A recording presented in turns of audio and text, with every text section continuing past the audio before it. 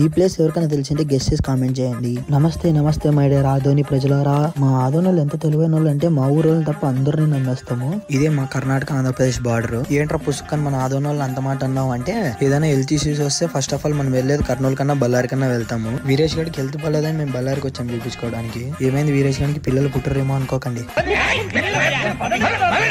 సంకలో ఉల్లిగడ్డ పెట్టుకుంటే జ్వరం వచ్చిందంట. మరి సంకలో ఉల్లిగడ్డ ఎందుకు పెట్టుకున్నాడు రా అని అడగండి. పాపం వాళ్ళ ఎవరు తిట్టిందంట, అందుకే కోపం వచ్చి సంకలో ఉల్లిగడ్డ పెట్టేసుకున్నాడు. బళ్ళారికి వచ్చి దుర్గమ్మ గుడికి వెళ్ళకోకుంటే ఎలా చెప్పండి. దుర్గమ్మ గుడికి దర్శనం చేసేసి బయటకు వచ్చేసాను. అక్కడి నుంచి డామినోస్కి వెళ్ళిపోయాను.